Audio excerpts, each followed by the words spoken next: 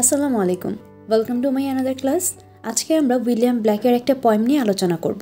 So today's topic is introduction to the songs of innocence written by William Blake, presented by Sanjida Mili. শুরুতেই আমরা William Blake সম্পর্কে জানব। He was born on 28 November 1757 in London and died on 12 August 1827 in London. William Black, a well-known poet of the Romantic movement. William Blake ছিলেন Romantic মুভমেন্টের একজন বিখ্যাত কবি।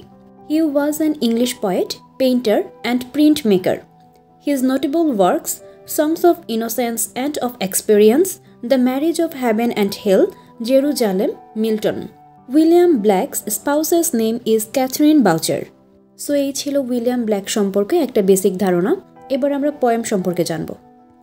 Introduction to the Song of Innocence is written by William Black in 1789, that with the Romantic period has been started. অর্থাৎ William ব্ল্যাকের introduction to the songs of innocence এটা লেখা হয় 1789 সালে এবং এই সিরিজটা লেখার মাধ্যমে রোমান্টিক পিরিয়ড শুরু হয়। It's a series of songs where the poet expresses a naive, childlike view of salvation. Most of the poems in Songs of Innocence are addressed to children. এখানে যেটা বলা হয়েছে, এই বইটা মূলত এক ধরনের কবিতা নিয়ে তৈরি, যেখানে ব্ল্যাক তার লেখার মাধ্যমে সরল শিশুদের মতো দৃষ্টিভঙ্গি দিয়ে মুক্তির কথা বলেছেন। সংস অফ ইনোসেন্সের বেশিরভাগ কবিতাই শিশুদের উদ্দেশ্যে লেখা। সো এতক্ষণ আমরা পোয়েম আর পোয়েট সম্পর্কে বেসিক আলোচনা করলাম। এখন আমরা চলে যাব আমাদের মূল পোয়েমটাতে। Introduction to the songs of innocence written by William Blake. First stanza. Piping down the valleys wild, piping songs of pleasant glee, On a cloud I saw a child and he laughing said to me. আচ্ছা, এই গল্পের speaker একজন রাখাল বা cowboy. So শুরুতেই বলছে যে পাহাড়ের উপত্যকা থেকে আমি বাঁশি বাজাচ্ছিলাম, মানে যিনি স্পিকার তিনি বাঁশি বাজাচ্ছিলাম, আর বাঁশি বাজানোর মাধ্যমে আনন্দের গানের যে সুর তা বাজাচ্ছি। মেঘের উপর থেকে আমি একজন শিশুকে দেখতে পেলাম এবং সে আমাকে হেসে হেসে বলছিল, মানে শিশুটা স্পিকারকে হেসে হেসে কিছু একটা বলছিল। Second stanza. Pipe a song about a lamp, so I piped with merry cheer. Piper, pipe that song again, so I piped he waved to hear. এবার আমরা দেখব যে শিশুটি তাকে হেসে হেসে কি বলছিল। তাকে বলছিল, তোমার বাঁশিতে সুর তোলো একটা ভেড়া সম্পর্কে।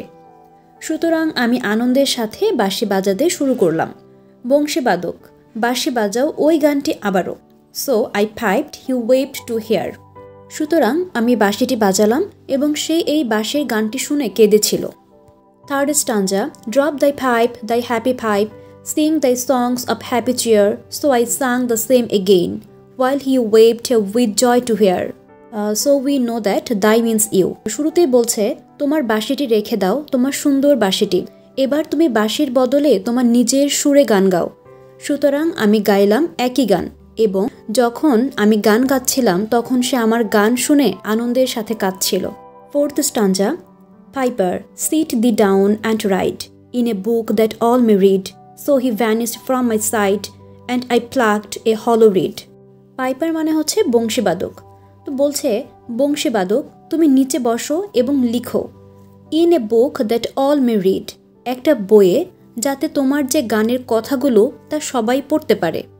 So he vanished from my sight, তারপর শিশুটি আমার দিক থেকে মিলিয়ে গেল বা হারিয়ে গেল।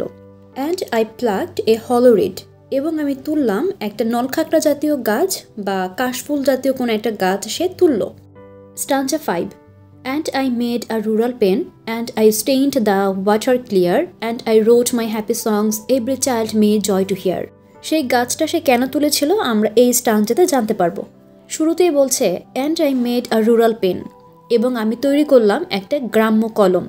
And I stained the water clear, এবং আমি পরিষ্কার পানি দিয়ে কিছু লিখলাম বা এই পরিষ্কার পানিটাকে সে একটা কালি বানালো। And I wrote my happy songs, এবং আমি আমার সুখের বা আনন্দের যে গান তা লিখলাম। Every child may joy to hear, যাতে করে প্রতিটি শিশুই এই গানটি শুনে বা পড়ে আনন্দ পেতে পারে। এই পয়েমটাতে আমরা এতক্ষণ যা দেখলাম, একটা শিশু একটা পাইপারকে কিছু কথা বলল এবং সেই পাইপারটাও তার সব কথাই কি করলো, মেনে নিল, কোনো প্রকার প্রতিবাদ ছাড়া।